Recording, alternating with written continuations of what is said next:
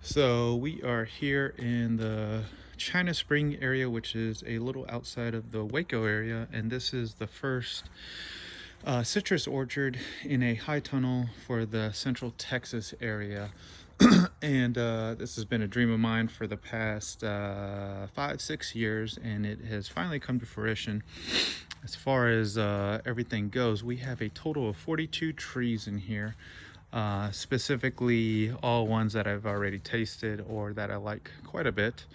And so I'll go ahead and take you guys through a couple specifics. This is a 100 foot by 30 foot across, and from the top right there it is 20 feet, and then from right here where that is at, that is going to be 10 feet at that corner post. So basically we have 3 rows.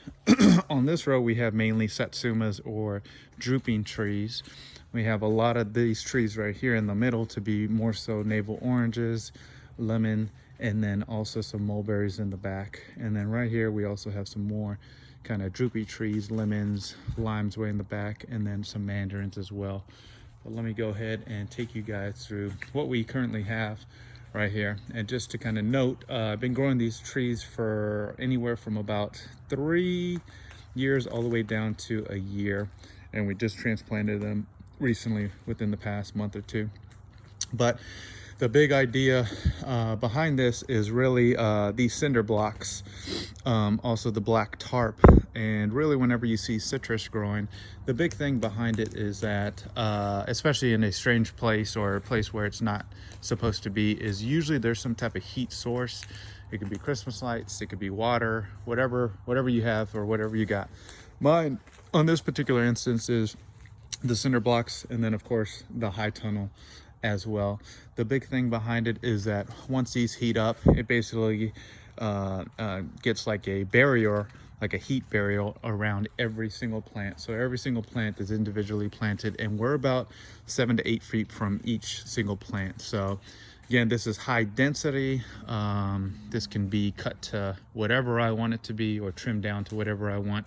Just kind of all up to me. Just got to keep up on it. But again, this is very high density right here, about 7 to 8 feet apart from each other with every single plant.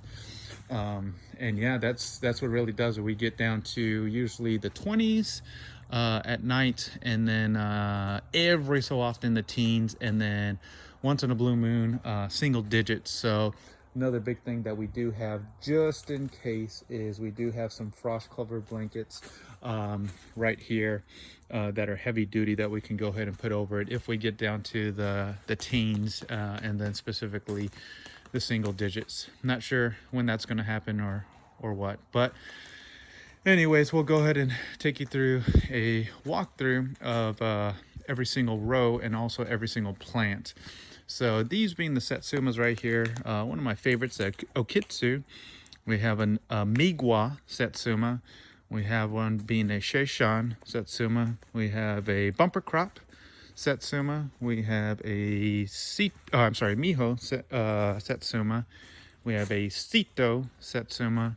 And then this is where it kind of changes up a little bit. Again, only kind of running out of room, but we have Tangelo Miniola, one of my favorites. I absolutely love that one. And then right here we have which one was this one? A Knowles Clementine, also another favorite.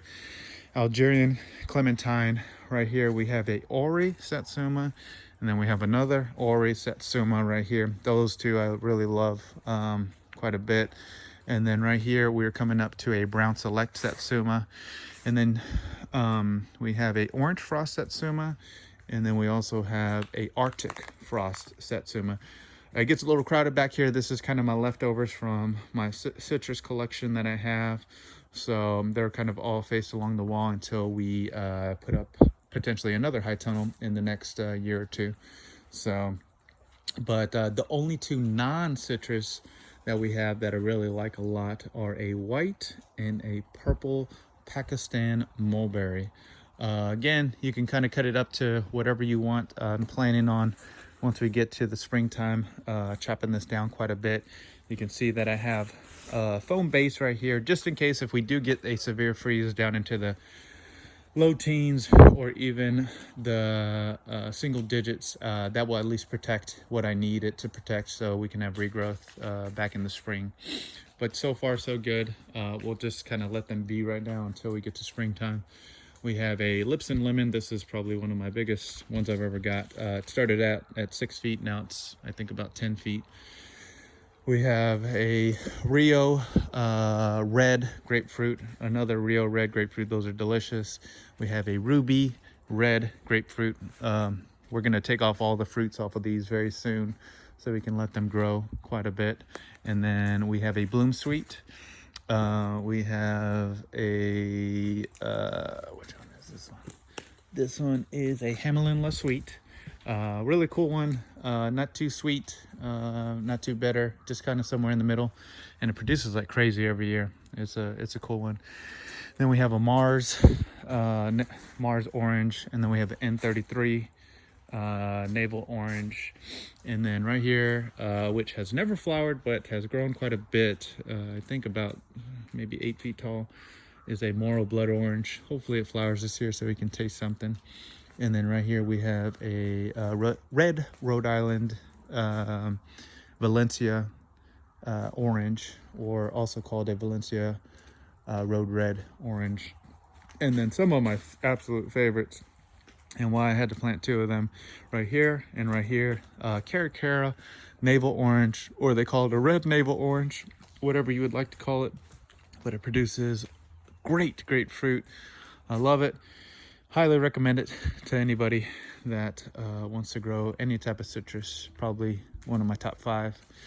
And then right here we have a New Zealand lemonade. Again, fruit are going to be coming off soon, so I just mainly wanted to taste it.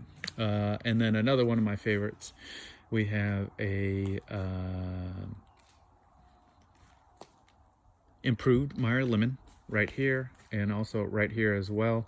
And we're gonna see how well they do. I mean, it produces quite a bit of lemons, and gosh, the taste is absolutely amazing, and my baby loves them too as well. So another one of my favorites, just the flowers and then the taste. And man, what a cool look of a lemon is the Eureka improved lemon, also called a Eureka variegated lemon right here. Here's a Eureka Frost lemon, and this sucker got big, but yeah, we're gonna see what happens with it fairly soon. And then right here we have a Pixie, and then we also have a Kyushu Seedless as well right there. Those are cool little ones, not too big on the fruit that they produce, but it's just a cool one to have, and they're delicious too. We have a Clementine Mandarin, we have a Poncan Mandarin, we have a Page Mandarin, and they produce really good fruit, really good fruit. But they do have some seeds, but it's well worth it even with the seeds. And man, this one is delicious. This one is my Mandarin Honey. Love it. Also has seeds, but it is absolutely delicious. Highly recommend if you have a chance to grow. And then also some of my favorites, and why I had to go ahead and plant quite a bit of them, are a Mexican Thornless, or they call it a Mexican Thornless Lime. And then we have two of my favorites, which are both the same, is a Persian Lime right here. And then we also have another Persian Lime right here. Absolute great. Keep on producing flowers constantly and always have fruit on them, just like what we do right here. So these are constantly pumping. The big thing too is that we'll go ahead and be staking these right here in the middle, at least for the first several years, just to kind of hold up with the fruit until the big thing is keeping them elevated and letting the taproot go into our black clay soil. The big thing with black clay soil is that it is really good at suffocating plants, specifically any type of fruit plants, and specifically if you have any citrus plants. That's why nobody plants citrus in it. So what we did right here is just raise beds specifically to where we ended up putting sandy loam right there in the middle, and then a couple amendments as well that I can explain later. And then of course mulch, which is one of my favorite things to hold in water while we do need it. And then other than that, the big thing is really just heat it up with the cinder blocks, mulching, keeping it above the black clay soil that we have here, and then also height, because a lot of high tunnels are not very high. Usually a lot of times you'll find used ones or ones that that you'll see maybe on TV or wherever, and they're fairly low. They're usually only maybe about 8 or 10 feet tall. This one right here again is 20 feet tall right there in the middle, and then to each bar that we see right here above the citrus is 10 feet. So it's fairly enough height for a lot of these trees. Again, I would high density, so keep them where I can get to them. And that's going to be the big thing. Another big thing is that these side curtains do roll down right here, so you can see the anchor for that. I do have a fan when it does get hot. So the big thing too, when we do get hot, is that we crank these all the way down, and when we do crank them all the way down, they are ready to go, so we can get in a lot of wind and fresh air, so it won't get too hot in here. Usually when we're in the 20s or even high 30s, we're usually about 15 to actually probably maybe 20, 25 degrees higher than what it is outside. So right now it feels like it's about 50, and outside 50, 55, and then right now outside it's about maybe 30 or so. But yeah, this is an exciting adventure. It's taken several years, about 3 years, to finally get going on this and to get it up, erected, and everything else. And then the piping was also a major thing too. So we have a pipe right there that I'll go ahead and pipe out water to every single plant, so I don't have to come out here and water them all the time. And then also another main thing too is having electric too, for not only the fan, but also if I need anything else, such as charging my phone or anything else while we're back here too.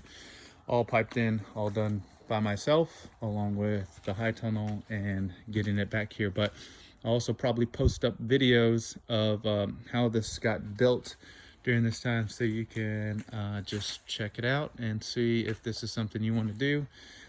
If you do, I highly encourage only people that really want to work hard to get this done, or if you have the resources to get this done, because it does take a lot of work. So, but anyways, today is December the 15th, 2020, and this is my citrus high tunnel, and the first one here for the Central Texas area, heart of Texas, China Spring, Texas. Thank you guys. Bye.